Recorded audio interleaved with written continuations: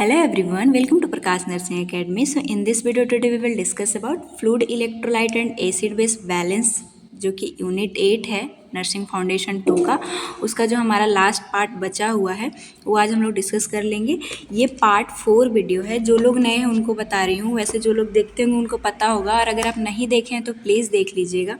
Fluid electrolyte and acid base balance nursing foundation का बहुत ही important topic है।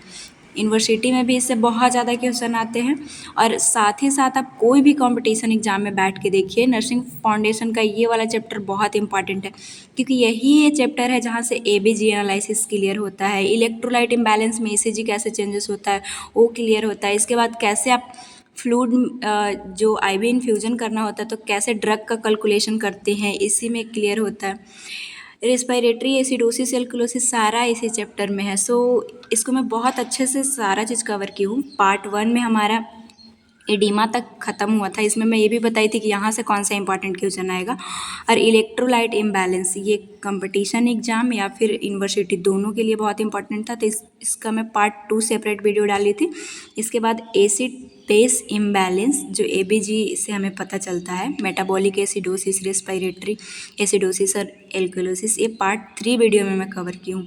ये भी बहुत इंपॉर्टेंट है, इसके बारे में भी इतना अच्छे से कंपनसेटरी अनकंपनसेटरी ये सब क्या होता है ये सब मैं डिस्कस कर चुकी हूँ। लास्ट हमारा बचा था जो कि पार्ट 4 है, इंट्रावेनस थेरेपी। इंट्रावेनस थेरेपी के अंदर इतने सारे पॉइंट है जो कि हर एक इम्पॉर्टेंट है। क्या कितने टाइप के आईवी फ्लूइड होते हैं, NaSRL क्या है, सारा चीज़ हम लोग देखेंगे। आज की वीडियो में देखेंगे कि कैसे जो है वो हम लोग इन्फ्यूजन के लिए फ्लूइड का कैलकुलेशन करते हैं। ये ब्लड ट्रांसफ्यूजन में कैसे ब्लड ट्रांसफ्यूजन क्या क्या बातें ध्यान रखना होता है, क्योंकि ब्लड ट्रांसफ्यूजन की वजह से नर्सेज़ की रिस्पॉन्सिबिलिटी जो होती है अगर वो सही से नहीं जानती तो बहुत सारे कॉम्प्लिकेशन हो जाते हैं। सारा चीज़ आज हम लोग डिस्कस करेंगे। तो चलिए पहला टॉपिक हम लोग स्टार्ट करते हैं। इंट्रावेनस थेरेपी का फर्स्ट जो है वो पेरीफेरल वेनिपंक्चर साइट है। तो ये क्या है, इंट्रावेनस इंजेक्शन इंट्रोड्यूस मतलब स्मॉल क्वांटिटी या लार्ज क्वांटिटी में ड्रग्स को वेन को पंचर करके इसमें इंजेक्ट करना, वही इसका मेन पर्पस होता है वेनिपंचर साइट का। अगर और पर्पस देखेंगे क्या होता है तो जब भी हम लोग आईवी का पंचर करके इसमें मेडिसिन इंजेक्ट करते हैं तो उसका फास्ट एक्शन होता है।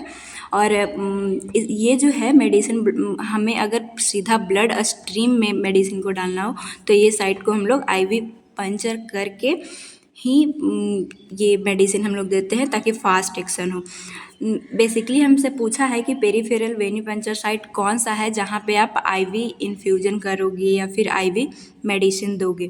तो वेंट्रल एस्पेक्ट मीन्स कि ये वाला साइट जो 4 आर्म का है, इसमें कहाँ कहाँ होती है जहाँ पे आप ये पेरीफेरल वेनिपंचर कर सकते हो। तो सबसे पहले वेंट्रल एस्पेक्ट जो है उसमें मेडियल क्यूबाइटल वेन होता है। आपको ये वाला जो वेन दिख रहा होगा, ये एनाटॉमी में बहुत अच्छे से पढ़ाई हूँ। एक तो यहाँ पे हम लोग पंचर कर सकते हैं। नेक्स्ट आता है वेस्लिक वेन। वेस्लिक वेन इस साइड जो हमारे बॉडी की तरफ ये वाला पंचर कर सकते हो, और एक आता है सिफेलिक वेन जो यहाँ पे होता है। तो इन तीनों वेन को जो कि वेंट्रल साइड में है एल्बो के पास, वहाँ पे वेनी पंचर साइड करके और हम लोग आईवी मेडिकेशन ये सब दे सकते हैं। डॉर्सल एस्पेक्ट मीन्स कि ये वाले साइड में कौन कौन सा वेन है, तो इधर भी आता है वेस्लिक वेन, सिफेलिक वेन, और एक इधर जो मेटाकार्पल, यहाँ से हम लोग ये सब जो वेन दिख रहा है यहाँ पंचर करके जो भी आईवी मेडिकेशन है हम लोग दे सकते हैं। तो ये कॉमन प्रीफेवर वेनी पंचर का साइट है जो आप याद रखिएगा। टाइप ऑफ आईवी एडमिनिस्ट्रेशन कितने टाइप के होते हैं, तो एक तो कि इंट्रावेनस सॉल्यूशन में जैसे एन से सब होता है उसमें मेडिसिन डाल के और धीरे धीरे या तो उस साइड से फ्लूइड या फिर मेडिसिन को भेजना वेनी पंचर करके। और एक आता है बोलस फॉर्म में। बोलस का मतलब होता है जब भी खाना खाते हो तो एक बोलस बनाते हो, मीन्स कि बल्क फॉर्म में डायरेक्ट इंट्रावेनस पुश इमीडिएट और फास्ट एक्शन के लिए, बहुत इमरजेंसी कंडीशन जब होता है तो आप इन्फ्यूजन में डाल के या फिर सॉल्यूशन में डाल के धीरे धीरे नहीं ये जो मेडिसिन है उसे डाल सकते हो, तो बोलस फॉर्म में देना पड़ता है। जैसे कि किसी आप देखे होंगे कैनुला लगा है और ये जो एक और जो साइट होता है वहाँ से सीधा जो नर्सेस देती है बोलस फॉर्म में, वो आ जाता है कि मतलब डायरेक्ट तुरंत हमें एक्शन चाहिए तो ऐसा करना पड़ता है।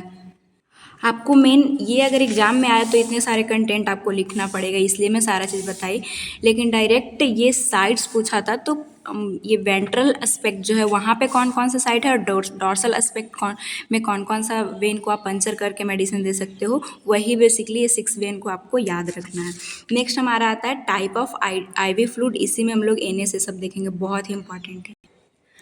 तो टाइप ऑफ आईवी फ्लूइड में सबसे पहले देखते हैं administered to intravascular space. IV जो हमारा स्पेस है उसमें एडमिनिस्टर किया जाता है। आईवी फ्लूइड नाम से ही पता चल रहा है। इसका मेन पर्पस होता है कि प्लाज्मा वॉल्यूम एक्सपेंड करे। ये 2 टाइप के बेसिकली होते हैं जो आईवी फ्लूइड से पाए मतलब हॉस्पिटल में देखने को मिलेंगे। कोलोइड और एक क्रिस्टेलॉइड होता है। इसका क्या डिफरेंसेस है लास्ट तक आप समझ जाइएगा। सबसे पहले एक आता है जो कोलोइड है उसमें 2 टाइप्स के होते हैं, नेचुरल कोलोइड होता है और सिंथेटिक कोलोइड होता है। बेसिक सा डिफरेंस आप पता कर लीजिए, मतलब आपको होना चाहिए कोलोइड एंड क्रिस्टेलॉइड में, कि कोलोइड जो है उसमें लार्ज मॉलिक्यूल होता है और इसमें स्मॉल मॉलिक्यूल्स सब होते हैं। नेचुरल कोलोइड में जो है वो ह्यूमन एल्बुमिन आता है, फ्रेश फ्रोजन प्लाज्मा आता है जिसमें कुछ क्लॉटिंग फैक्टर होते हैं। फ्रेश फ्रोजन प्लाज्मा का बेसिक सा इतना आप याद रखिएगा कि होल ब्लड में से प्लाज्मा को सिर्फ निकाल के बॉडी में इंजेक्ट किया जाता है और एक तरह का कोलोइड आईवी फ्लूइड है।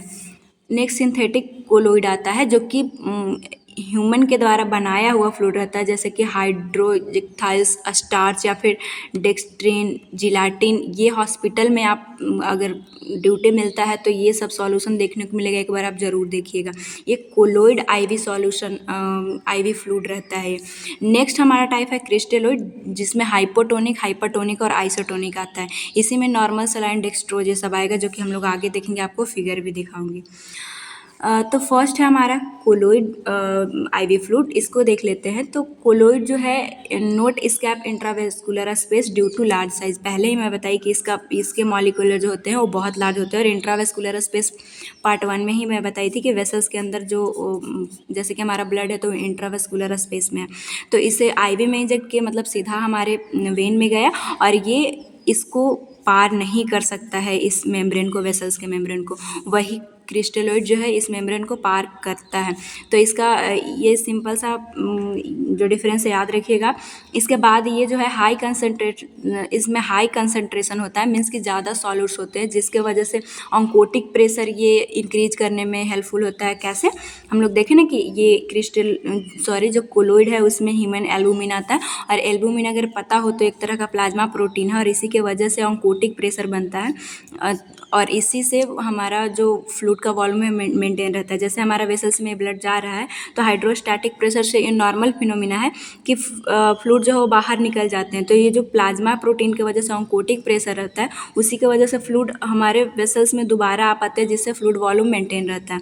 अगर ये कम हो जाए तो एडिमा की कंडीशन हो सकती है, मतलब ये जो स्पेस है इसमें फ्लूइड इकट्ठा हो जाता है जिसे एडिमा कहते हैं। पहले वाले वीडियो में भी हम लोग देखे थे। इससे अगर ये कम हो जाए तो ऐसा हो सकता है, फिर हाइड्रोस्टैटिक ज़्यादा हो तो एडिमा कंडीशन हो सकता है। तो हम लोग कब ये करते हैं, एल्बुमिन हमारे बॉडी में कम हो तो कोलोइड जो कि ह्यूमन एल्बुमिन उसमें इंजेक्ट किया जाता है जो कि ऑन्कोटिक प्रेशर बनाने में हेल्पफुल रहता है। विच पूल वाटर, वही बोल रहा है कि ऑन्कोटिक प्रेशर के वजह से ही इंटरस्टिशियल जो ये स्पेस है उससे इंट्रावेस्कुलर स्पेस में ऑस्मोसिस के द्वारा फ्लूइड जाता है। ऑस्मोसिस और डिफ्यूजन हालांकि मैं बाद में बताऊंगी लेकिन अभी ही बता देती हूँ क्योंकि इंपॉर्टेंट है। डिफ्यूजन का मतलब आप इतना याद रखिएगा कि ये जो प्रोसेस है इसमें जो सॉल्यूट्स पार्टिकल है, जो इलेक्ट्रोलाइट्स होते हैं पोटेशियम सोडियम, वो जो है वो हाई कंसंट्रेशन से लो कंसंट्रेशन की ओर आते हैं। हमेशा ये फंडा आप याद रखिएगा कि जो सॉल्यूट्स हैं, मतलब हम अगर कहीं पे भी देखेंगे हम लोग सबको ज़्यादा स्पेस चाहिए। जैसे कि आप क्लासरूम में बैठे हुए हो, एक बेंच पे 5 बच्चे हैं तो आप चाहोगे कि जहाँ पे 2 स्टूडेंट बैठे हैं वहाँ पे हमें जगह मिल जाए ताकि हम अच्छे से वहाँ पे एडजस्ट हो सके। तो वही हाल होता है सॉल्यूट्स का भी कि वो हाई कंसंट्रेशन से लो कंसंट्रेशन की ओर मूव करते। क्या मूव होता है, हमारे सेल है या फिर वेसल्स है उसमें मेम्ब्रेन होती है तो उसके मूवमेंट को ही डिफ्यूजन और ऑस्मोसिस का प्रोसेस होता है। तो एक तो डिफ्यूजन हम लोग देख लिए जिसमें कि सॉल्यूट्स का मूवमेंट होता है हाई कंसंट्रेशन से ज़्यादा से कम की ओर आएगा, और एक होता है ऑस्मोसिस। यही प्रोसेस आईवी फ्लूइड के लिए सबसे ज़्यादा ये कॉन्सेप्ट इंपॉर्टेंट है। तो ऑस्मोसिस में क्या होता है कि इसमें फ्लूइड वाटर जो है उसका मूवमेंट होता है। ये भी अब वाटर का भी वही फिनोमिना है कि ये भी ज़्यादा से कम की ओर जाना चाहेगा, उस प्रोसेस को ऑस्मोसिस बोलते हैं। अब इसमें आप अगर बुक में आप डेफिनेशन देखिएगा तो ऐसे रहता है कि movement of water low concentration to high concentration. Diffusion में है कि हाई कंसंट्रेशन से लो कंसंट्रेशन, तो कन्फ्यूजन यहीं पे हो जाती है। दोनों के लिए सेम ही है। डिफ्यूजन में जो सॉल्यूट्स पार्टिकल है वो मूवमेंट कर रहे हैं और ज़्यादा से कम की ओर जा रहे हैं, और ऑस्मोसिस में वाटर का मूवमेंट होता है। तो लो कंसंट्रेशन क्यों बोल दिया जाता है कि movement of water low concentration to high concentration? ऐसा इसलिए कि जहाँ पे ज़्यादा वाटर है वहाँ पे सॉल्यूट्स कम होंगे, मीन्स कि लो कंसंट्रेशन होगा, और ज़्यादा से कम की ओर जाएगा तो लो कंसंट्रेशन से ये हाई कंसंट्रेशन की ओर जाता है। यहाँ पे फ्लूइड कम होती है तो ज़्यादा से कम। तो यही प्रोसेस आपको बस याद रखना है। कन्फ्यूज लोग हो जाते हैं कि लो कंसंट्रेशन हाई कंसंट्रेशन क्या है। आप सिंपल से याद रखिएगा कि डिफ्यूजन में सॉल्यूट्स का मूवमेंट होता है मेम्ब्रेन से। तो सिंपल सा है कि वो हाई से लो की ओर उन लोग जाना चाहते हैं। तो सॉल्यूट्स आया हाई कंसंट्रेशन से लो कंसंट्रेशन, कंसंट्रेशन सॉल्यूट की वजह से ही बन रहा है। और ऑस्मोसिस में क्या है कि वाटर का मूवमेंट होता है, तो ये भी ज़्यादा से कम की ओर, लेकिन जहाँ पे फ्लूइड ज़्यादा है वहाँ पे इलेक्ट्रोलाइट कम होंगे, तो इसीलिए लो वाटर का मूवमेंट लो कंसंट्रेशन से हाई कंसंट्रेशन की ओर होता है। ये बहुत इंपॉर्टेंट टॉपिक था, आपको नहीं समझ में आया दोबारा देख लीजिए, लेकिन ये आपका क्लियर होना चाहिए। तो वही बोल रहा है कि विया ऑस्मोसिस। तो जब हम लोग एल्बुमिन वेसल्स में हमारा जाता है, जब हम लोग कोलोइड इंजेक्ट करते हैं आईवी में, तो इधर कंसंट्रेशन हाई हो जाता है और इंटरस्टिशियल स्पेस से ये इसमें ये जो वाटर है चला जाता है, और बेसिकली इसका पर्पस होता है एडिमा को ठीक करना। अभी ये प्रोसेस आपको जब हम लोग आइसोटोनिक हाइपोटोनिक पढ़ेंगे तो भी आपको अच्छे से वहाँ पे भी क्लियर होगा। नेक्स्ट हमारा आता है कि क्यों हम लोग कोलोइड एडमिनिस्टर करते हैं। तो जब भी हाइपोवॉल्मिक शॉक हो जाता है तो उस कंडीशन में डायरेक्ट हम लोग ये जो फ्रेश फ्रोजन प्लाज्मा है उसे इंजेक्ट दिया जाता है प्लाज्मा के रूप में, ताकि वॉल्यूम ठीक हो। सीवियर ब्लीडिंग में भी हम दे सकते हैं। मेजर बर्न हुआ है उसमें भी हम लोग कोलोइड वाला जो आईवी फ्लूइड है वो दे सकते हैं। और जब भी लो एल्बुमिन लेवल हो तो हम लोग जो नेचुरल कोलोइड में ये ह्यूमन एल्बुमिन है सीधा इंजेक्ट करते हैं, और इससे एडिमा ठीक होती है। नेक्स्ट हमारा आता है सेकेंड टाइप का क्रिस्टलोइड, जो कि एन एक्वस सॉल्यूशन, जो कंपोज होता है वाटर एंड स्मॉल सॉल्यूट से। ये एक तरह का सॉल्यूशन है, और सॉल्यूशन अगर आप 12th क्लास में पढ़े हैं तो किससे बनता है? सॉल्वेंट प्लस सॉल्यूट से, और वाटर को यूनिवर्सल सॉल्वेंट माना जाता है।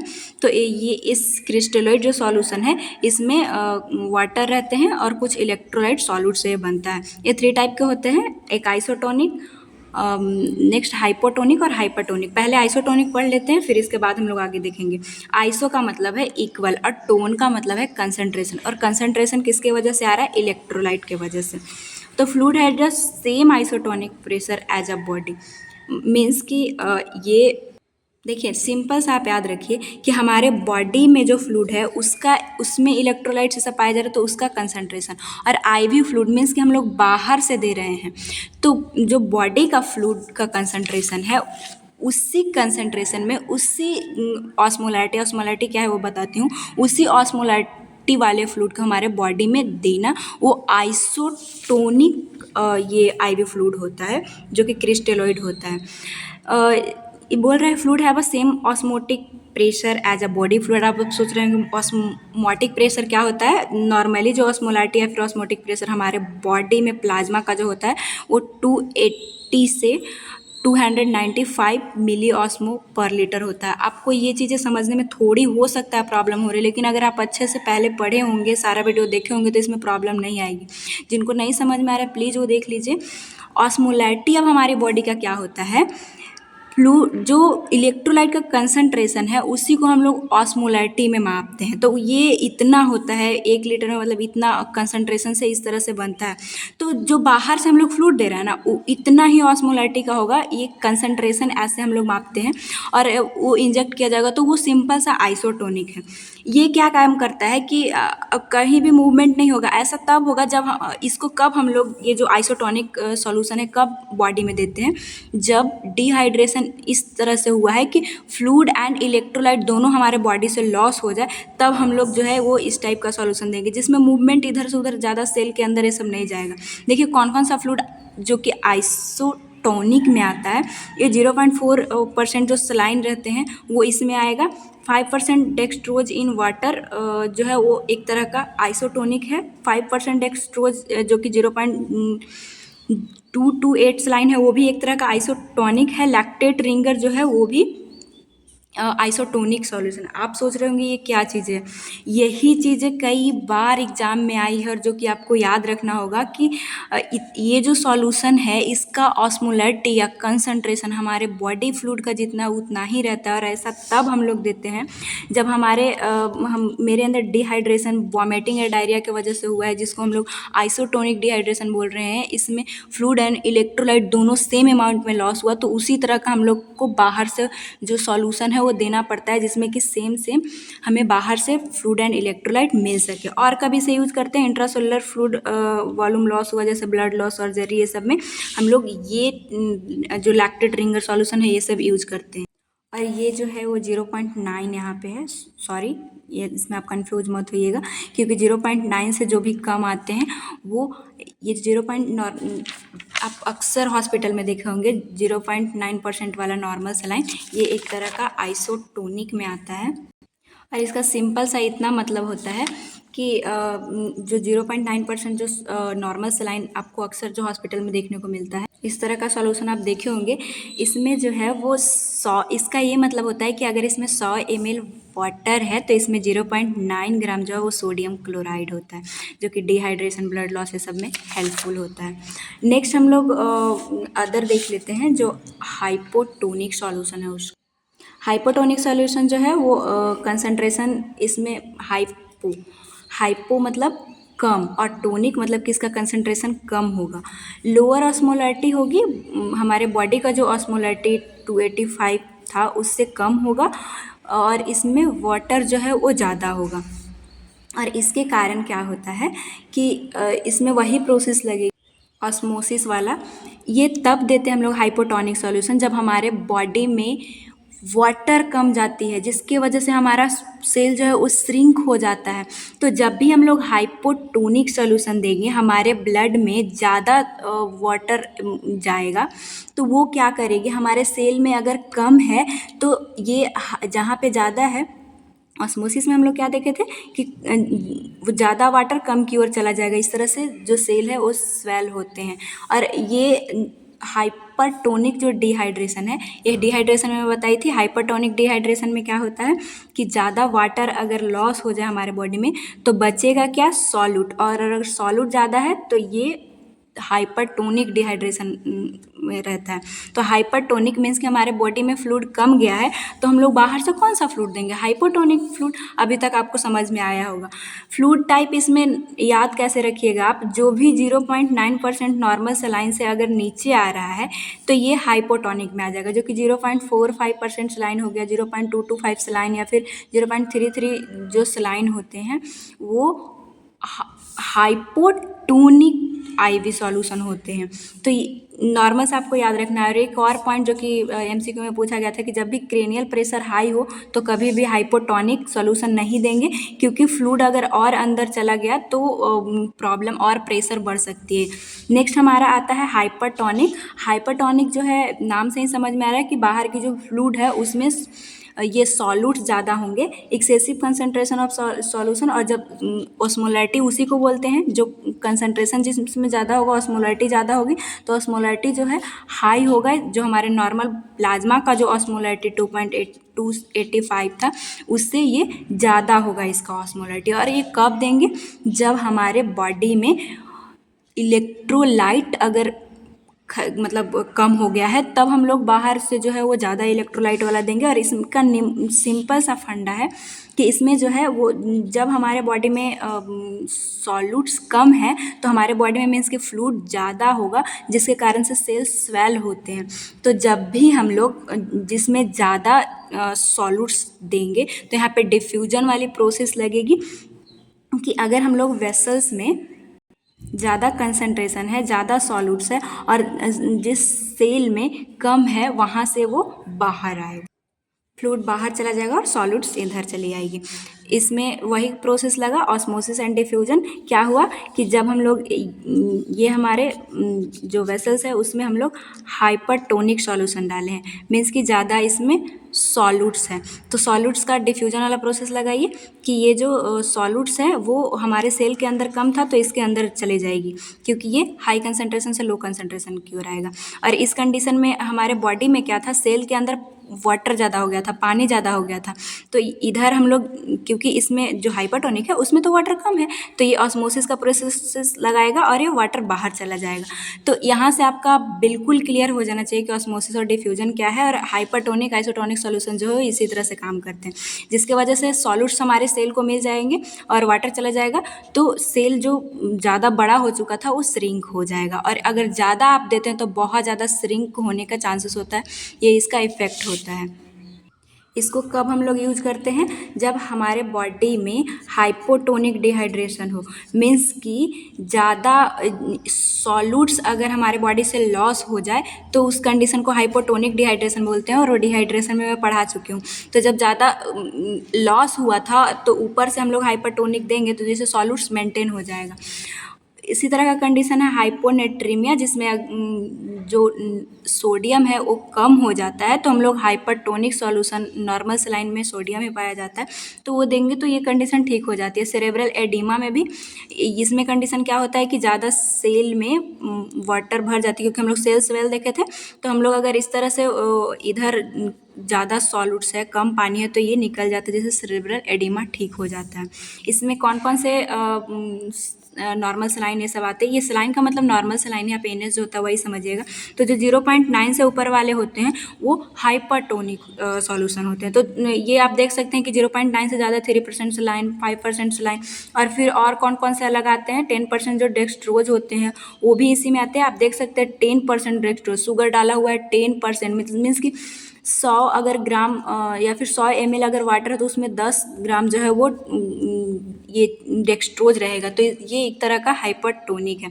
5% डेक्सट्रोज 0.9 सलाइन में, ये भी एक तरह का हाइपर है। 5% डेक्सट्रोज इन 0.45, मतलब कि इसमें इतना ग्राम सोडियम क्लोराइड भी है और शुगर भी है, इसीलिए इन लोग जो है वो हाइपरटोनिक है। ज़्यादा सॉल्यूशन तो हाइपरटोनिक है। 5% डेक्सट्रोज जो एलआर में होता है, लैक्टेट रिंगर में, ये भी एक तरह का हाइपरटोनिक सॉल्यूशन है। इसे ज़्यादातर हम लोग सेंट्रल लाइन के थ्रू आईसीयू में दिया जाता है, तो उस टाइम पे जो है वो ये भी ध्यान देना होता है कि ये ज़्यादा भी नहीं होना चाहिए, नहीं तो एडिमा, पल्मोनरी एडिमा कॉज कर सकता है, क्योंकि ब्लड ये सब जाते रहते हैं हमारे लंग्स में, तो उस तरह से कंडीशन हो सकता है। तो बहुत ध्यान से दिया जाता है। जब भी आईसीयू की बात करते हैं इंटेंसिव केयर यूनिट में, तो वहाँ पे सारी चीज़ें बहुत ध्यान से नर्सेस को करनी पड़ती है। तो ये था हमारा आइसोटोनिक, हाइपरटोनिक, हाइपोटोनिक। अगर अभी तक आपको कुछ नहीं समझ में आया तो एक बार मैं ओवरव्यू दे देती हूँ। जो हम एक तो हम लोग आईवी फ्लूइड पढ़े, जिसमें कोलोइड था और क्रिस्टेलोइड था। कोलोइड तो हमें अच्छे समझ में आ गया था, लेकिन क्रिस्टेलोइड में हमें कन्फ्यूजन हो रही थी। तो इसमें एक जो है वो हाइपोटोनिक है, आइसोटोनिक है और एक हाइपरटोनिक है। आइसोटोनिक का सिंपल सा मतलब है जितना हमारे, इसको तब हम लोग प्रेफर करते हैं जब जैसे डायरिया, वॉमिटिंग हुआ, फ्लूइड एंड इलेक्ट्रोलाइट दोनों लॉस हुए हैं, तो इस टाइप के जो बाहर से सॉल्यूशन देंगे उसमें फ्लूइड एंड इलेक्ट्रोलाइट सेम होंगे, जिसके कारण हमारा बॉडी ठीक हो जाएगा। जो फ्लूइड एंड इलेक्ट्रोलाइट इम्बैलेंस हुआ था वो नॉर्मल आ जाएगी। हाइपरटोनिक में क्या है कि इसमें वाटर ज़्यादा है, तो ऐसा कब देंगे, जब हमारे बॉडी में वाटर की कमी हुई है तब हम लोग हाइपरटोनिक सॉल्यूशन देंगे। और नेक्स्ट हमारा हाइपरटोनिक आता है, जिसमें कि हमारे बॉडी से ज़्यादा अगर इलेक्ट्रोलाइट लॉस हुआ है तो उसमें ज़्यादा बाहर से जो सॉल्यूशन रहेगा उसमें ज़्यादा सॉल्यूट्स रहेगा, तो ये जो कंडीशन ख़राब हुई है वो ठीक हो जाएगी। इसका एग्जाम्पल क्या था, जो 0.9% जो सलाइन है वो आइसोटोनिक में आता है। 0.9 से जो कम होगा हाइपोटोनिक में आएगा, और 0.9 से कम वाला हाइपो, और 0.9 से जो ज़्यादा वाले जो नॉर्मल सलाइन है वो हमारे हाइपरटोनिक में आ जाते हैं। और फिर जो भी 0.10%, 20% डेक्सट्रोजन, नाम से ही समझ में आ रहा है कि बहुत ज़्यादा कंसनट्रेटेड है, तो ये हाइपर में आएंगे। इतना सब बस आप ध्यान रखिएगा, यही बहुत काम आने वाली है। नेक्स्ट हम लोग देखते हैं, लास्ट टॉपिक है क्योंकि एग्जाम के लिए इंपॉर्टेंट है, तो डिफरेंस देख लेते हैं कोलोइड एंड क्रिस्टलोइड में। तो ये जो हम लोग पहले भी देखे कि लार्ज मॉलिक्यूल इसमें होता है जो कि इंट्रावेस्कुलर स्पेस में लॉन्ग टाइम तक रहता है, मतलब कि वेसल्स में इसे अगर देते हैं तो बहुत देर तक रहता है। और ये स्मॉल मॉलिक्यूल इसमें होते हैं जो कि टू लॉन्ग टाइम तक इंट्रावेस्कुलर स्पेस में नहीं रहेंगे, क्योंकि ये हमें सेल में भेजना होता है। Fast and at expanding intravascular space और amount administer equal to amount loss. इसमें बहुत ध्यान देना होता है कि जितना लॉस हुआ है उतना ही चढ़ाना होगा, और इसमें ऐसा कुछ नीड नहीं है क्योंकि कंडीशन ख़राब नहीं होगी। ज़्यादा से ज़्यादा क्या होगा, एडिमा हो सकती है, जो कि उसे भी दूसरा फ्रूट देके ठीक कर ले सकते हैं। इसमें रिस्क होती है एलर्जिक रिएक्शन की, क्योंकि इसमें देखे थे फ्रेश फ्रोजन प्लाज्मा ये सब दे रहे थे, और कोआगुलेशन प्रॉब्लम भी हो सकता है। लेकिन इसमें कोई एलर्जिक रिएक्शन या फिर कोआगुलेशन प्रॉब्लम नहीं होता है। तो कोलोइड एंड क्रिस्टलोइड आपको पता होना चाहिए। नेक्स्ट हमें कैसे आईवी फ्लूइड का कैलकुलेशन करना रहता है वो हम लोग देख लेते हैं। तो इसके लिए मैं ड्रग कैलकुलेशन अलग ही वीडियो डाल दी हूँ, जहाँ पे क्वेश्चन भी प्रैक्टिस करवाई हूँ, वो चाहे तो आप देख सकते हैं। वैसे मैं यहाँ भी एक बार आपको करवा देती हूँ। ये जो हमारा आईवी फ्लूइड है, आप अक्सर देखे होंगे कि इस तरह से आईवी सेट पाए जाते हैं हॉस्पिटल में, उसके थ्रू जाता है। इसको हम लोग माइक्रो आईवी सेट बोलते हैं, और इसको मैक्रो। माइक्रो का मतलब है छोटा, जो कि बच्चों में यूज किया जाता है, और मैक्रो मतलब है बड़ा, जो कि एडल्ट में यूज किया जाता है। इसकी कैपेसिटी होती है, जब भी आप हॉस्पिटल में रहोगे, बेड साइड डॉक्टर के पास जाओगे, डॉक्टर यही पूछेंगे कि इस सेट के थ्रू इतना आपको फ्लूइड दिए हैं, तो कैसे आप पर मिनट जो है वो सॉल्यूशन कितने घंटे में चढ़ा दोगे। तो ये कॉन्सेप्ट आज आपका फार्मूला से क्लियर हो जाएगा। तो जो आईवी सेट जो होता है, ये जो मैक्रो वाला है, मैक्रो आईवी सेट, वो जो है 1 ml को 20 ड्रॉप कर के वो वेन में पहुंचाएगा। और एक बीटी सेट होता है, बीटी सेट आप लोगों ने ऐसा देखा होगा जिसमें फ़िल्टर लगी होती है, इससे ब्लड चढ़ाया जाता है। वो 1 ml जो ब्लड है उसको 10 ड्रॉप में वेन में डालता है। वही पीडिया ड्रॉप सेट जो है, इसको माइक्रो भी बोलते हैं, इसमें जो है वो 1 ml को 60 ड्रॉप में जो है वो वेन के अंदर डालता है। ड्रॉप को जीटीटी भी बोलते हैं, तो आप कंफ्यूज नहीं होइएगा, जीटीटी का मतलब ड्रॉप ही होता है। मतलब कहीं पे आपको ये भी दे दिया जाएगा कि 20 जीटीटी पर ml इस सेट का कैपेसिटी है। मीन्स कि जीटीटी का मतलब ड्रॉप ही है, कि 1 ml को ये जो सेट है वो 20 ड्रॉप करके वेन में पहुंचाएगा।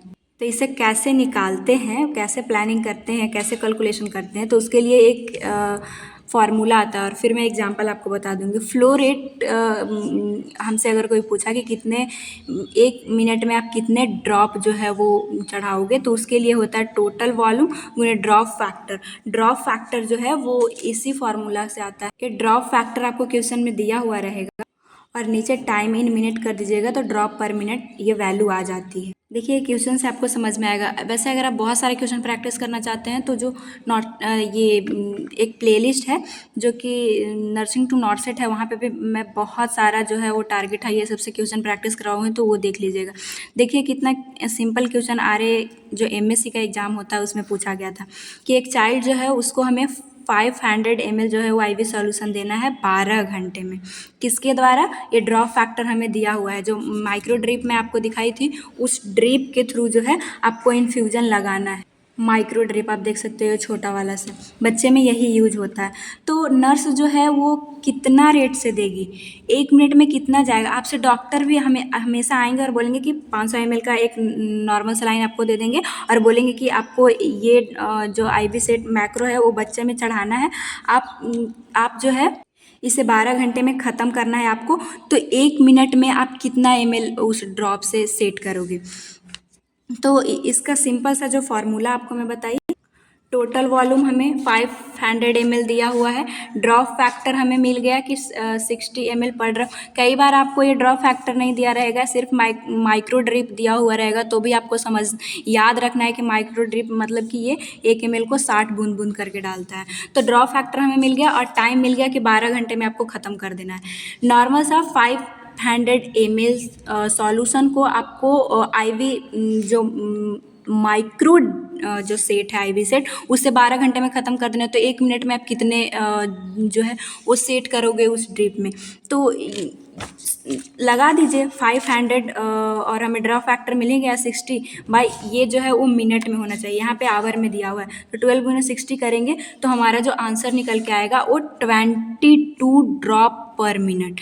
1 मिनट में हम लोग 42 ड्रॉप जो है वो ये हम लोग सेट करेंगे उस ड्रिप के थ्रू। जो IV सेट होगा उसमें से, इसमें देखे होंगे आप रेगुलेटर होता है, उस तरह से आपको चेक करके सेट कर देना होता है। अगर आप अभी भी नहीं समझे तो फिर से मैं आपको समझा देती हूँ कि 500 ml आप दिया और वो 12 घंटे में आपको बोला, और ये आपको पता है कि कौन सा ये ड्रिप है जो IV सेट है। तो उससे आप क्या कीजिए कि इस फार्मूला से जो ये 42 ड्रॉप पर मिनट आया है, तो उसे क्या करना होता है, अब इसमें दूसरा कोई ये नहीं लगाना होता, क्योंकि इसमें बहुत कन्फ्यूजन होती है।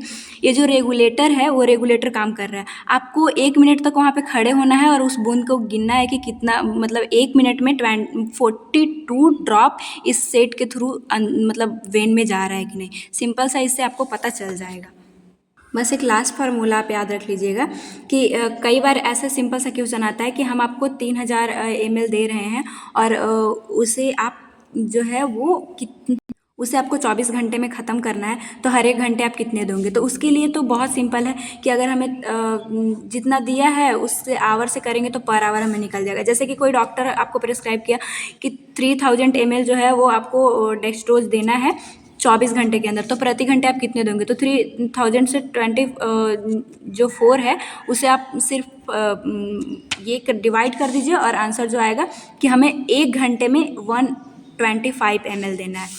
ये IV सेट है तो कैसे आपको कैलकुलेशन करना है। और अगर सिंपल से आपको दे कि 3000 ml जो है वो 24 घंटे में ख़त्म कर देना, तो 1 घंटे में आप कितने चढ़ाओगे, तो इस तरह से ये लगा देना। तो ये हॉस्पिटल में बहुत काम आएगा और ये MCQ इससे जो यूनिवर्सिटी सब में आते हैं वहाँ से आपका क्लियर हो जाएगा। ये फार्मूला से आप एक क्वेश्चन बना सकते हो।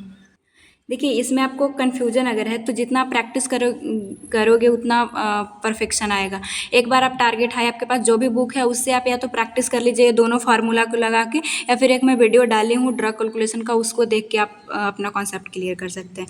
ये वन शॉट है, हमें जल्दी चलना होगा। नेक्स्ट हम लोग देख लेते हैं कि कैसे जो है वो IV फ्लूइड थेरेपी का क्या कॉम्प्लिकेशन होता है। जैसे कि हम लोग देखें कि साइट हम लोग पहले देखें कि कैसे पंचर करते हैं, इसके बाद कौन कौन सा फ्लूइड दे सकते हैं इस वेन के थ्रू, कैसे कैलकुलेट करेंगे उस फ्लूइड को। अब देखते हैं कि उस कभी कभी IV जो वेन में हम लोग देते हैं फ्लूइड, उसके वजह से कॉम्प्लिकेशन होता है, वो चीज़ें हमें देखना है।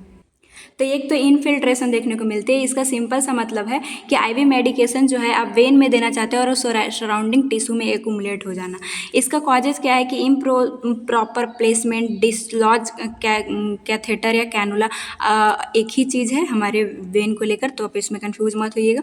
तो ये डिसलॉज हो जाना मीन्स कि क्या होता है, सिंपल सा इसको हम लोग अगर वेन माने, हम लोग इसमें कैनुला जो है वो लगा रहे हैं, कैनुला को सीधा लगाना था और सीधा ना लगा के अगर हम लोग पूरा आर पार कर दे तो फ्लूइड वेन में ना जाके सीधा हमारे टिश्यू में जाएगा, और इस कंडीशन को हम लोग इनफिल्ट्रेशन बोलते हैं। कॉजेज क्या है कि आप कैथेटर को सही से नहीं लगाए। साइन सिम्टम्स आपको क्या देखने को मिलेगा, वेन के पास स्वेलिंग होगी, डिस्कम्फर्ट होगा, बर्निंग होगा, टाइटनेस, और फ्लोरेट नहीं बाहर जाएगा, क्योंकि इस आप जब वेन में दे रहे हैं तो हमारे ये बॉडी में जा रहा है, ये सभी जगह सर्कुलेट हो रहा है, लेकिन यहाँ तक कितना ही जाएगा, एक अमाउंट तक जाएगा टिश्यू में, उसके बाद ये फूल जाएगा और फिर इन्फ्यूजन मतलब जो आप दे रहे हैं वही स्टॉप हो जाएगी। तो आपको उस तरह से पता चलेगा कि इनफिल्ट्रेशन की कंडीशन हुई है। तो आप मैनेज कैसे कीजिएगा, तो सबसे पहले जो आप इन्फ्यूजन कर रहे हैं मीन्स कि IV फ्लूइड जो आप दे रहे हैं वेन के थ्रू, उसे स्टॉप कर देना है और डिवाइस को रिमूव करना है। इसके बाद उसके जो ये जो हाथ है उसको उठा देना है ताकि पेशेंट को कंफर्ट हो, और नेक्स्ट जो है वो वार्म कंप्रेशन आप अप्लाई कर सकते हैं ताकि जल्दी कंडीशन ठीक हो। इसके बाद अगर उनको ज़रूरत है, उनको इन्फ्यूज़न देना ही है, उनकी कंडीशन ख़राब है, तो आप उस जगह पे आप कैनुला नहीं लगाओगे, दूसरे जगह पे आप कैनुला लगा के या फिर दूसरे हैंड में आप जो फ्लूइड है उसको कंटिन्यू करोगे या फिर मेडिसिन को कंटिन्यू करोगे। प्रिवेंशन कैसे करना है, मतलब ऐसा कंडीशन इनफिल्ट्रेशन कंडीशन बहुत ख़राब होता है, बहुत कॉम्प्लिकेटेड, बहुत पेन होता है पेशेंट को, तो इसे आप कैसे प्रिवेंट कर सकते हो, एक नर्स की ही रिस्पॉन्सिबिलिटी होती है। तो सेलेक्ट करना है अप्रोप्रिएट आईवी सेट, अवॉइड करना है कि सबसे पहले तो जो आईवी साइट है वो देखना है कि कहाँ पे ये सही समय वेन दिख रहा है वो जा सके। इसके बाद जहाँ पे आप लगाएं पेशेंट को बोलिए कि जैसे इस एरिया को जल्दी से फ्लेक्स मोड़ देता है तो उसको बोलिए कि मोड़ना नहीं है। इसके बाद यूज प्रॉपर वेनीपंक्चर साइट, वेनीपंक्चर जो टेक्निक है वो सही आपका होना चाहिए। वही जो मैं बताई कि ऐसा जो एंगल है वो सही होना चाहिए, नहीं तो अगर एंगल आप अलग करोगे तो ये पूरा वेन के आर पार हो सकता है। नेक्स्ट आता है हमेशा आपको आईवी साइट को फ्रिक्वेंटली देखते रहना है कि कोई कॉम्प्लिकेशन है कि नहीं, ताकि आप पता कर सको जल्दी से और मेजर कॉम्प्लिकेशन ना हो जाए। नेक्स्ट जो कॉम्प्लिकेशन आईवी के वजह से आता है वो फ्लेबाइटिस है। इसमें वेन का इन्फ्लामेशन हो जाना। क्या कॉजेज है, कई बार बहुत ज़्यादा एसिडिक या अल्कलाइन जो मेडिसिन होते हैं या फिर ऐसा सॉल्यूशन जिसका हाई ऑस्मोलैरिटी हो, जैसे कि हम लोग देखे थे 3% नॉर्मल सलाइन, सबका हाई ऑस्मोलैरिटी होता है। ऑस्मोलैरिटी हम लोग पढ़े थे कि नॉर्मल हमारे बॉडी का 295 पे सब होता है, 280 से 295 पहले ही मैं बता चुकी हूँ। एक कई बुक में आपको अलग मिल सकता है लेकिन इसी के आसपास में होगा। तो अगर इससे ज़्यादा ऑस्मोलैरिटी वाले और ये ऑस्मोलैरिटी क्या शो करता है, जो सॉल्यूट्स है उसी की कंसनट्रेशन को शो करता है। तो ज़्यादा कंसनट्रेटेड इलेक्ट्रोलाइट वाला अगर सॉल्यूशन चढ़ाते हैं तो भी ये वेन जो है वो इन्फ्लाम हो जाते हैं, मतलब सहन नहीं कर पाता है। वेन ट्रॉमा ड्यूरिंग इंसर्शन, मतलब कैनुला आप लगा रहे हैं और वेन का अगर ट्रॉमा हो जाए तो भी फ्लेबाइटिस कंडीशन मतलब वेन का इन्फ्लामेशन देखने को मिल सकता है। इनएप्रोप्रिएट आईवी कैथेटर साइज, देखिए कैनुला इतने सारे साइज़ की होती है जो कि अलग अलग गॉजेज के रहता है, और एडल्ट के लिए जैसे हमें अगर पिंक यूज़ करना है तो वही यूज़ कीजिए। बच्चे के लिए अगर 26 गॉज यूज़ करना है, ये मैं शॉर्ट्स वीडियो में डालती रहती हूँ, वो सब भी आप देखा कीजिए ताकि आपको मेडिकल नॉलेज हो, तो वहाँ भी मैं क्लियर की हूँ। तो उस तरह से जिसके लिए जो साइज़ है वही यूज़ कीजिए, नहीं तो इस तरह के फ्लेबाइटिस जैसी कंडीशन आपको देखने को मिलेगी। प्रोलॉन्ग्ड यूज, अगर एक सेम साइट को बहुत दिनों तक यूज़ कर रहे हैं, साइट हमें बदलना रहता है, अगर नहीं बदले तो भी ये फ्लेबाइटिस हो सकता है। साइन सिम्टम्स क्या आएगा, tenderness at site, puffy area हो सकता है, वेन के पास फूला हुआ देखने को मिलेगा, वहाँ पे वार्म थोड़ा सा देखने को मिलेगा जहाँ पे आप कैनुला इंसर्ट किए हैं। मैनेजमेंट कैसे कीजिएगा, जिसको फ्लेबाइटिस हो गई ये सब साइन सिम्टम्स देखने को मिल रहा है आपको, इन्फ्यूजन को स्टॉप कीजिए। इसके बाद need insert new catheter other site में जो है आपको वहाँ पे कभी नहीं दोबारा से, क्योंकि ये वेन ट्रॉमा हो चुका है, इन्फ्लाम्ड हो चुका है, तो दूसरे हैंड का वेन लेके आप वहाँ पे कैनुला इंसर्ट करके दोबारा से आप इन्फ्यूजन स्टार्ट कर सकते हैं, अगर उनको बहुत ज़्यादा ज़रूरत है कि हम उनको देना ही पड़ेगा मेडिसिन। तो एक और क्या कॉम्प्लिकेशन आ सकता है, जब भी आप वेन के थ्रू फ्लूइड या मेडिसिन देते हो तो एक हाइपर सेंसिटिविटी रिएक्शन देखने को मिलता है जो कि ड्रग की वजह से होता है। तो an immediate severe hyper sensitivity reaction देखने को मिलेगा जो कि लाइफ थ्रेटनिंग होता है। आप कैसे समझोगे कि ये हाइपर सेंसिटिविटी रिएक्शन है, सडन पेशेंट को बहुत फीवर आ जाएगा, ज्वाइंट में स्वेलिंग देखने को मिल सकती है, ब्रोंको स्पाज्म हो सकता है और वीजिंग साउंड, उनके लंग्स से अजीब सा साउंड देखने को मिलेगा। तो वो हाइपर सेंसिटिविटी रिएक्शन जो कि ड्रग के वजह से, जो आप ड्रग दे रहे हो वेन के थ्रू, उसके वजह से हुआ। प्रिवेंट कैसे करोगे, ask the patient about personal and family history allergy, उनको पूछिए कि क्या आपको एलर्जी थी किसी तरह की, और इसके बाद पेशेंट के साथ जब भी आप मेडिसिन देते हो आईवी के थ्रू तो 10 से 15 मिनट उनके साथ रहना होता है, ताकि उस मेडिसिन की वजह से अगर हाइपर सेंसिटिविटी रिएक्शन हो रहा है तो आप उसे जल्दी से पहचान के, क्योंकि ये बहुत ज़्यादा लाइफ थ्रेटनिंग, मतलब उससे पेशेंट को डेथ भी हो सकता है, तो वो चेक करना होता है। मैनेजमेंट कैसे करोगे, अब मतलब ये तो प्रिवेंट करना था, आप इसे ठीक कैसे करोगे, हमेशा हाइपर सेंसिटिविटी रिएक्शन है तो उसे आप डिसकंटिन्यू कर देना है, जो आप इन्फ्यूजन दे रहे हो वेन के थ्रू उसे ये डिसकंटिन्यू करके तब आपको डॉक्टर को नोटिफाई करना होता है। और एडमिनिस्टर मेडिकेशन एज ऑर्डर, वो डॉक्टर जो बोलेंगे कि ये मेडिकेशन दो अगर हाइपर सेंसिटिविटी रिएक्शन हो रहा है तो वो आपको मतलब एडमिनिस्टर कर देना है जो डॉक्टर प्रेस्क्राइब किया, और इसके बाद वाइटल साइन पेशेंट का लेना है।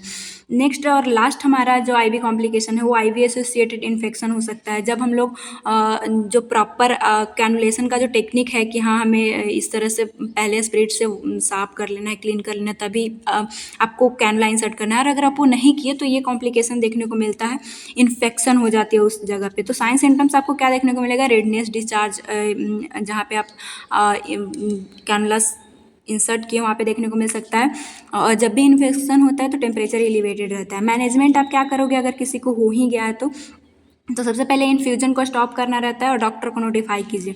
डिवाइस को रिमूव करना होता है और कल्चर साइड, उस साइड का कल्चर भी किया जाता है, मतलब देखा जाता है कि कौन सा बैक्टीरिया वहाँ पे ग्रो किया है या कि इन्फेक्शन की वजह से। और इसके बाद डॉक्टर जो प्रिस्क्राइब करेंगे उस मेडिसिन को आपको एडमिनिस्टर करना होगा। तो ये था कॉम्प्लिकेशन, कैसे आप पहचानोगे, क्या उसका सिम्टम्स रहेगा और क्या आप मैनेज कर सकते हो, कैसे बचा सकते हो, वो सारा चीज़ हम लोग देखें। ये सब चीज़ें बहुत नॉर्मल है, हॉस्पिटल में देखने को मिलती है। इसमें ज़्यादातर नर्सेस की गलती होती है, तो हमें ये सब गलतियों से बचना है और इन सारी चीज़ों को बचाना है। हमारा पढ़ना सिर्फ मतलब यूनिवर्सिटी नहीं बल्कि लोगों का जान बचाना। हम लोग हमेशा पेशेंट के साथ में रहते हैं, तो ये सारी चीज़ों का आप अच्छे से ध्यान रखिएगा। नेक्स्ट हमारा आता है कि कैसे आप जो है वो फ्लूइड इनटेक एंड आउटपुट को मेजर करेंगे, क्योंकि हम लोग फ्लूइड पढ़ रहे हैं तो ये चीज़ें भी हमें पढ़ना होगा कि कितना दे रहे हैं, उतना आउट हो रहा है कि नहीं पेशेंट से, नर्स को ही मेजर करना होता है। देखिए ऐसा एक चार्ट हॉस्पिटल में आप देखे होंगे, ये इमेज बेस आज के क्वेश्चन आजकल बहुत ज़्यादा आता है, तो नहीं भी देखे तो आप देख लीजिए, जिसमें आपको हर एक मॉर्निंग शिफ्ट में अगर आपका ड्यूटी मिला तो इस चार्ट में रहता है कि कितना अमाउंट जो है वो एनजी एस्पिरेशन से निकला, कितना स्टमक से ड्रेन हुआ, स्टूल में कैसे पास हुआ, ये सारा चीज़ बस आपको फील करके और इस तरह से इनटेक आउटपुट मेंटेन करना होता है। बाकी हम लोग थ्योरी में देख लेते हैं कि total intake should be equal to total output. पहले वाले वीडियो में भी देखे थे कि जितना इनपुट ले रहे हैं एक नॉर्मल इंसान के लिए उतना आउटपुट भी होना चाहिए, लेकिन सम जो है वो इनसेंसिबल लॉसेस जो होता है वो हम लोग मेजर नहीं कर सकते हैं। जैसे कि फ्लूइड लॉस जो है रेस्पिरेटरी सिस्टम के थ्रू जो हो रहा है, वो जो वाटर बाहर आती है, स्वेट या फिर स्टूल का हम लोग सही से आप मेजर करोगे कि यहाँ पे कितना स्वेट आया है, वो तो मेजर नहीं कर पाते हैं हम लोग सही से, तो उसको इनसेंसिबल लॉसेस बोला जाता है। उसका एक अनुमान लगाया जाता है, जो पहले वीडियो में दे चुकी हूँ कि एक दिन में कितना जो है वो स्वेटिंग हो सकता है स्टूल के थ्रू, जैसे 100 ml पास हो सकता है, तो वो एक तरह से लास्ट में जोड़ लिया जाता है कि हाँ इतना इसका स्वेटिंग ये सबसे पास हुआ है, फ्लूइड जो है वो आउट हुआ है। फर्स्ट हम लोग देख लेते हैं इनटेक में कि कैसे आप इनटेक का पेशेंट का कैलकुलेट कीजिएगा। तो इसके लिए जो है daily intake will require you record all fluid go into the patient. देखिए कि कितना उसके अंदर गया है। कैसे आप ये कीजिएगा, जैसे कि आपका 8 आवर का ड्यूटी आपको मिला, शिफ्टिंग ऐसे ही होता है नर्स का, तो आपको उसमें देखना है कि टोटल पैरेंटल न्यूट्रिशन 8 घंटे में मैंने 200 ml दिया, ये मैं पढ़ा चुकी हूँ, तो एलिमिनेशन एड में न्यूट्रिशन एड में तो आपको पता होना चाहिए। आईवी के थ्रू हमने 500 ml नॉर्मल सलाइन दिया, तो वो आप इनटेक में लिख लीजिए। और 2 यूनिट ब्लड उनको चढ़ा है, जैसे 1 यूनिट में 250 ml है तो 2 यूनिट चढ़ा तो 500 ml मैंने इतना उनको इनटेक दिया है जो कि उनके बॉडी के अंदर गया।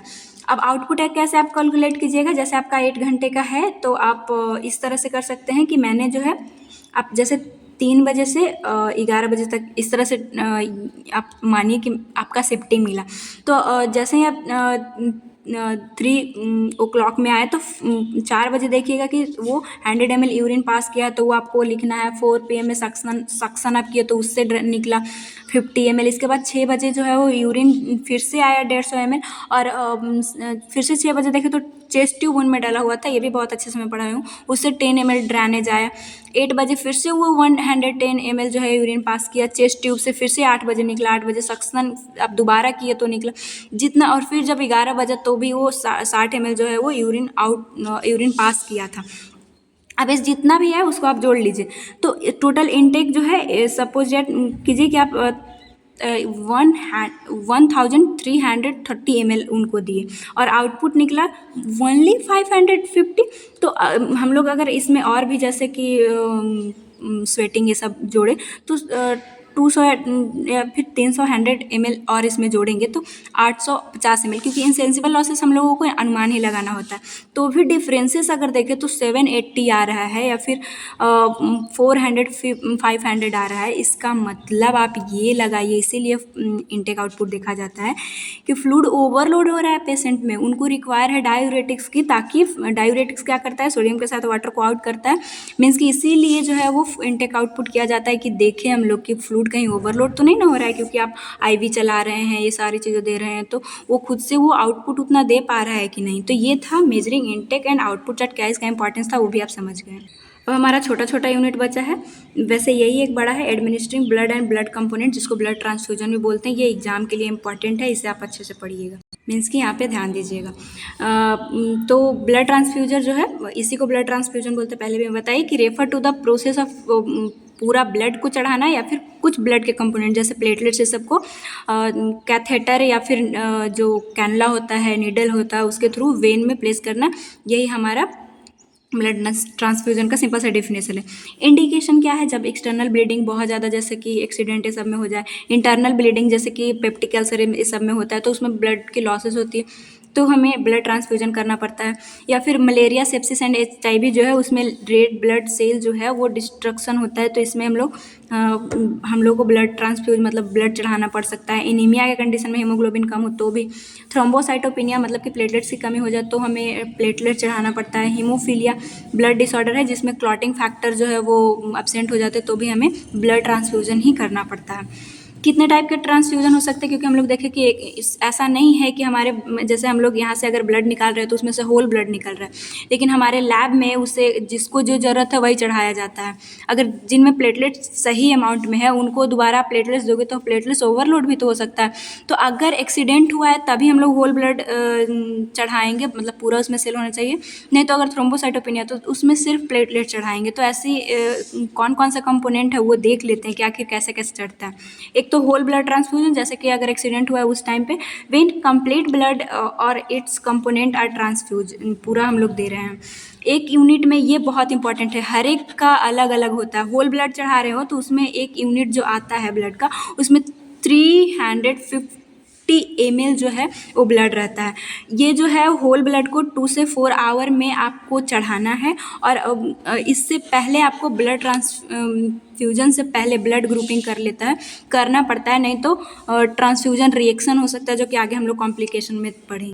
नेक्स्ट और कौन सा कंपोनेंट चढ़ा सकते हैं? तो नेक्स्ट आता है पैक्ड रेड ब्लड सेल जिसे PRBC बोलते हैं। इसमें जैसे आप हमारे ब्लड से ये पूरा ब्लड निकाला गया, अब इसे लैब में सिर्फ उसमें जो RBC है उसको निकाल के और पेशेंट में चढ़ाना। यह जो है component blood which red blood cell होता है जो कि ट्रांसफ्यूज किया जाता है जब हीमोग्लोबिन इंक्रीज करवाना हो तब ऐसा करते हैं।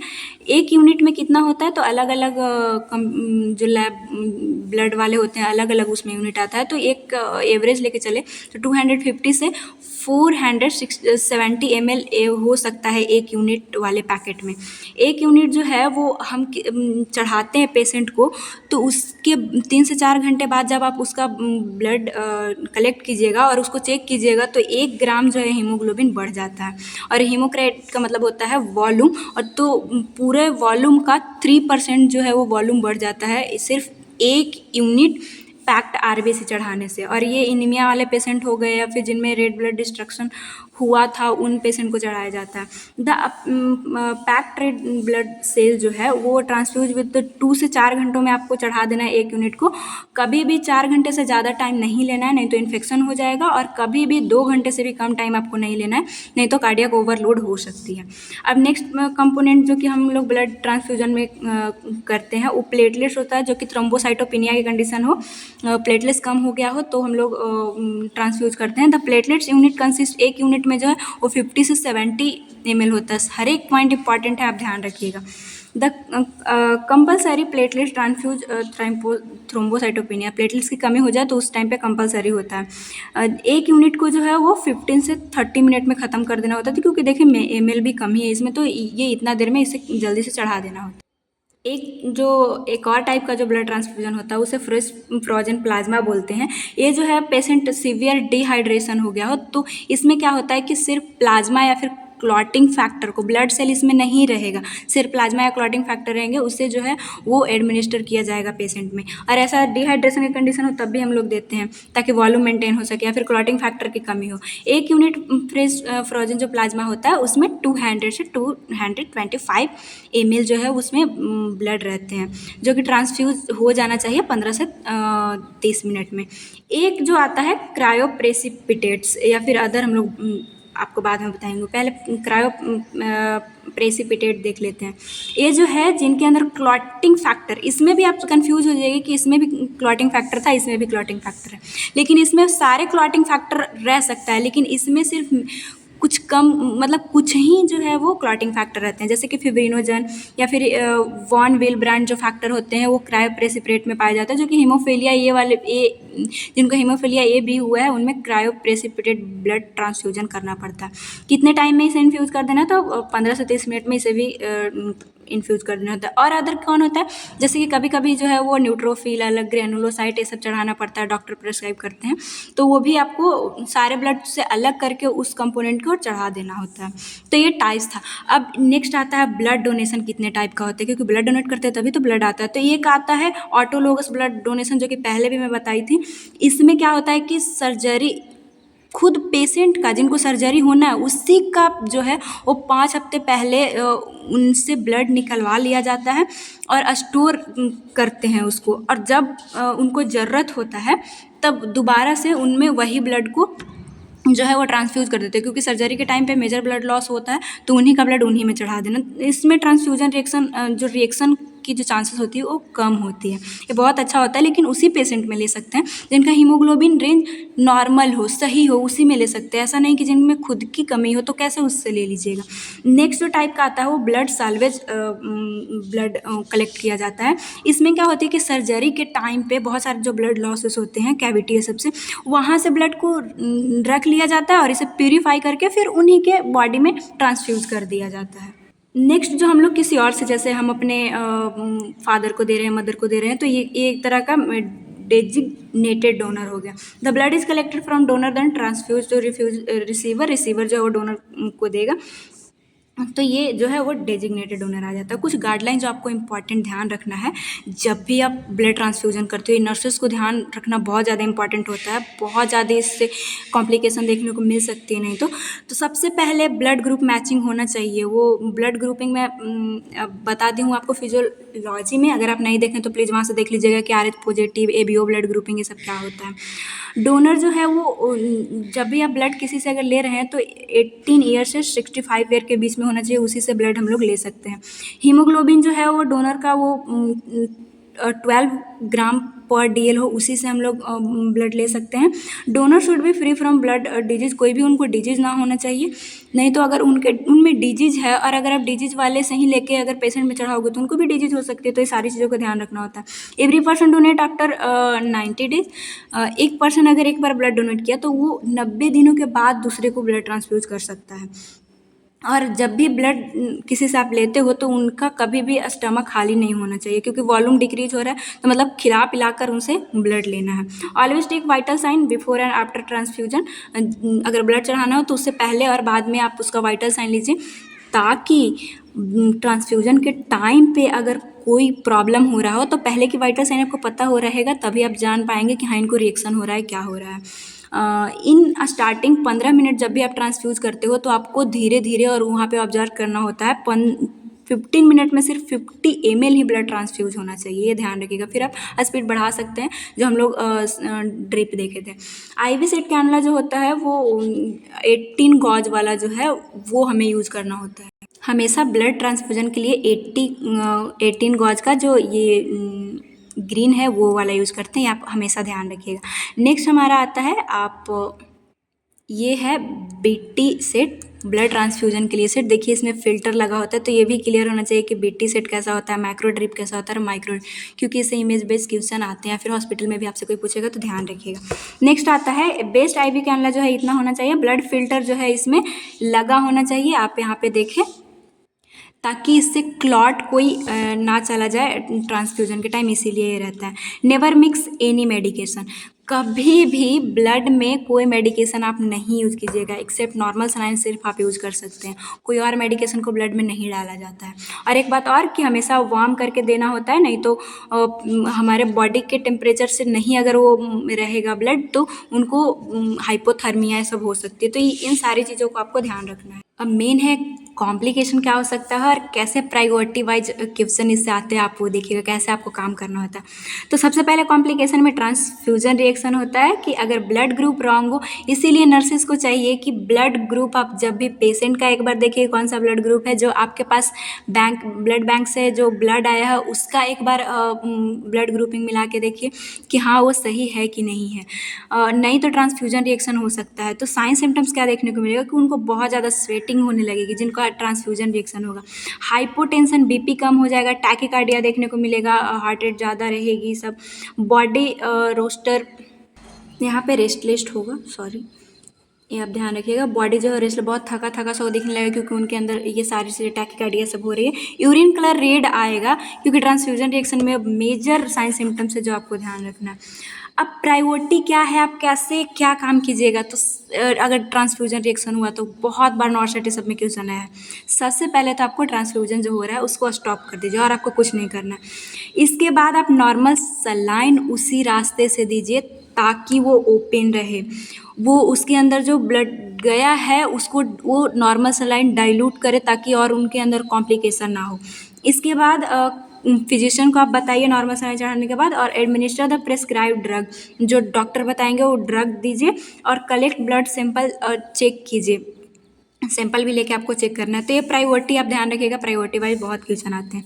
इसके बाद मतलब ये सैंपल लेके आप क्यों चेक कीजिएगा कि क्या आखिर गलती हुई कि ट्रांसफ्यूजन रिएक्शन हो गया है, क्या इनका जो मैचिंग था एबीओ मैचिंग गलत हो गई या फिर आरएच क्या गलती था। ये चीज़ें आपको इतना सारा करने के बाद करना है। ये नहीं कि आप ट्रांसफ्यूजन हुआ तो सबसे पहले सैंपल ही लीजिए और चेक कीजिएगा तो पेशेंट का जान चला जाएगा। प्रायोरिटी आपको जानना बहुत ज़रूरी है। नेक्स्ट कॉम्प्लिकेशन सर्कुलेटरी ओवरलोड हो सकता है, जैसे कि fast transfusion of blood lead circulatory overload. जैसे हम लोग देखे थे कि 4 घंटे 2 से 4 घंटा होगा पूरा, अगर होल ब्लड चढ़ा रहे हैं तो 2 घंटे से पहले देंगे तो वो भी कार्डियक ओवरलोड कर सकता है। तो ये ध्यान रखना है। Best position sitting with feet and dependent from bed, इस तरह से पोजीशनिंग भी आपको देनी है। फ्लैट होना चाहिए, कुछ देर उनके आप साथ रहिए। नेक्स्ट जो है और क्या हो सकता है कॉम्प्लिकेशन, रिपीटेटिव ओल्ड ब्लड अगर दिए, क्योंकि ये नर्स का काम होता है कि जब भी आपके पास वो बैग आए तो आपको उसे ध्यान से पहले देख लेना होता है कि एक्सपायरी तो नहीं है, फिर उसका कलर तो चेंज नहीं हुआ, और अगर कलर चेंज हुआ तो सीधा उसको भेज दीजिए ब्लड बैंक में। उसे अगर आप चढ़ाते हैं तो एसिडोसिस की कंडीशन हो सकता है। ओल्ड ब्लड जो होता है उसमें पोटेशियम होती है जिसके वजह से ज़्यादा एसिड एक्यूमुलेट होगा और एसिडोसिस की कंडीशन देखने को मिल सकती है। तो ये ब्लड ट्रांसफ्यूजन था। तो ब्लड ट्रांसफ्यूजन में हम लोग क्या पढ़ेंगे, किस तरह से कंपोनेंट और क्या क्या चीज़ें आपको ध्यान रखनी है और क्या क्या कॉम्प्लिकेशन हो सकता है। इसमें मेन चीज़ आप ध्यान रखिएगा कि हमेशा मैचिंग सही से कीजिएगा। कोई रिएक्शन हो रहा है तो कैसे प्रायोरिटी, आप नर्स का ये सब काम है वो चीज़ें ध्यान, क्योंकि ये हर जगह पे क्वेश्चन आता है। एक हम लोग जो टाइप देखे थे फ्रेश फ्रोजन प्लाज्मा का, मेरे पास एक फिगर था वो दिखा देती हूँ। ये इस टाइप से रहता है जिसमें प्लाज्मा को सिर्फ अलग करके रखा जाता है। तो नेक्स्ट हम लोग अब देखते हैं कब जो है वो हमें फ्लूइड इंटेक को रेस्ट्रिक्ट करना होगा और कब इन्हांस करना होगा, वो टॉपिक देख लेते हैं। ये जो है इन्हांसिंग फ्लूइड इंटेक में getting enough fluid everyday important, पहले रेस्ट्रिक्ट देख लेते तब इन्हांस देखेंगे। कभी कभी फ्लूइड ज़्यादा होने की वजह से हमें रेस्ट्रिक्ट करना होता है फ्लूइड इंटेक का। तो ये जो when individual advise to take limited amount of fluid each day, ज़रूरी है। वैसे तो आप कम ही पानी पीते होंगे, अब इसको पढ़ के आप ये मत सोचिएगा कि हमको पानी ही नहीं पीना है। जिनमें कंडीशन ख़राब होती है उनके लिए ज़रूरी होता है कि वो लिमिटेड अमाउंट में पानी ले, वाटर ले, फ्लूइड ले। Sometime extra fluid can cause patient to puffy, rapid increase weight या फिर ब्लड प्रेशर, ये सब हाई हो सकता है। क्या साइन सिम्टम्स मिलेगा और किन में ऐसा होगा वो मैं बताऊंगी। तो जिनमें फ्लूइड ओवरलोड होता है उसमें स्वेलिंग, एडिमा जैसी कंडीशन देखने को मिलेगा। कहाँ पे, हैंड हो गया, एंकल हो गया, फीट हो गया। नेक का वेन जो है वो पूरा डिस्टेंट इंक्रीज देखने को आपको मिलेगा। वेट गेन हो सकता है, इंक्रीज ब्लड प्रेशर हो सकता है, क्योंकि वॉल्यूम ज़्यादा होगा तो प्रेशर ज़्यादा लगेगा, इसकी वजह से ज़्यादा हो सकता है। इंक्रीज यूरिनेशन, ज़्यादा पानी पिएगा तो यूरिन तो ज़्यादा आएगा। इसके बाद कौन सी ऐसी कंडीशन है जिसमें रिस्ट्रिक्ट करना होता है, जैसे आपको रिस्ट्रिक्ट नहीं करना है, आप जितना चाहे पी सकते हो। हार्ट प्रॉब्लम वाले जो कंजस्टिव हार्ट फेलियर होती है उनमें ये मना करना पड़ता है। किडनी प्रॉब्लम जो एंड स्टेज होता है रीनल डिजीज़ का, डायलिसिस जिनको करना होता है वो उनको भी लिमिटेड अमाउंट में वाटर लेना होता है, नहीं तो ओवरलोड हो सकता है। एंडोक्राइन एड्रिनल डिसऑर्डर हो उनमें भी ऐसा करना पड़ सकता है, क्योंकि आप एल्डोस्टेरोन बहुत बार मैं पढ़ाई हूँ कि कैसे सोडियम को रिटेन ये सब करता है। ट्रीटमेंट कंसंट्रेशन टिप कैसे, मतलब उनको आप बताइएगा कि कम पानी पीजिए। तो एक आप प्लान बनाइए कि कितना उनको जो है वो अमाउंट लेना है, जिनमें ये सब डायलिसिस ये सब चलता है उनके लिए प्लान बनता भी है। और क्या आप बोलिएगा कि कभी भी आप बॉटल से पानी मत पीजिए, आपके पास एक स्मॉल कप हो जिससे आप पानी पीजिएगा। रिकॉर्ड फ्लूइड इनटेक, जितना वो फ्लूइड पी रहे हैं उनको बोलिए कि आप दिन भर लिखते रहिए। तो इस तरह से वो रिस्ट्रिक्ट कर सकते हैं आप फ्लूइड इनटेक को, जिनमें ये सारी प्रॉब्लम होती है। अब लास्ट आ जाता है इनहांसिंग फ्लूइड इनटेक, जो कि सबको ज़रूरी है। अभी गर्मी का दिन चल रहा है तो getting enough fluid every day important है फॉर हेल्थ के लिए। डिहाइड्रेशन जो है headache, lethargy, muscle weakness and host other problem ये करवा सकता है। जब भी आपको हेडेक हो ना तो आप मेडिसिन से पहले पानी प्रीफर कीजिएगा। बहुत ही इंपॉर्टेंट हो जाता है क्योंकि जब भी हमारे बॉडी में फ्लूइड का कमी होता है तो हमें हेडेक देखने को मिलती है। इंक्रीजिंग हाइड्रेशन कैसे आप इंक्रीज करिएगा, तो किसी को अगर बताना हो तो आप 2.5 लीटर एक दिन में पानी पीने के लिए सजेस्ट कीजिए। इसके बाद जो है स्मॉल अमाउंट जो है वो थ्रू आउट द डे, ऐसा नहीं कि 2 लीटर आप एक ही बार पी जाइए, थोड़ा थोड़ा करके पीना होता है, ऐसे आप पेशेंट को बता सकते हैं। Ensure date clean fresh water accessible, water जो है वो क्लीन एंड फ्रेश होना चाहिए। बेनिफिट क्या है हाइड्रेशन का, तो रेगुलेट करता है बॉडी टेम्परेचर को, प्रिवेंट करता है इन्फेक्शन से एंड डिलीवर करता है nutrient to cell and organ function proper करता है। इसे सबको ये पता है, जितना अच्छा पानी पीजिएगा ऑर्गन प्रॉपर काम करेगा। स्लीप क्वालिटी भी इससे अच्छी होती है और कॉग्निटिव एंड मूड भी आपका सही होगा अगर आप अच्छे से हाइड्रेट रहते हैं या फिर पेशेंट सही से पानी लेता है तो फाइनली हमारा फ्लूइड इलेक्ट्रोलाइट जो कि बहुत ही कॉम्प्लिकेटेड एंड इंपॉर्टेंट टॉपिक था ख़त्म होता है। इंपॉर्टेंट क्वेश्चन मैं बता देती हूँ, अब चारों वीडियो आपको देखना होगा। इसमें हाइपोवॉलीमिया, एडीमा, ये फैक्टर वाला पूछता है। इसके बाद इलेक्ट्रोलाइट इम्बैलेंस जो कि पार्ट 2 वीडियो आपको मिल जाएगा। एसिड बेस बैलेंस हमेशा इंपॉर्टेंट क्वेश्चन ये पूछता है, इसका भी सेपरेट वीडियो डाली हो, देख लीजिएगा आप। इसके बाद टाइप ऑफ आईवी फ्लूइड इसमें इंपॉर्टेंट है, ब्लड ट्रांसफ्यूजन कंपोनेंट वाला इंपॉर्टेंट है। इसके बाद आप मेजरिंग इनटेक आउटपुट तो एग्जाम में कभी नहीं पूछेगा, ये नॉर्मली इंपॉर्टेंट था। और कॉम्प्लिकेशन क्या होगा आईवी फ्लूइड थेरेपी से, ये एग्जाम में पूछ सकते हो। और बाकी ये हॉस्पिटल एरिया हो या फिर कॉम्पिटिशन एग्जाम के लिए पूरा चैप्टर इंपॉर्टेंट है।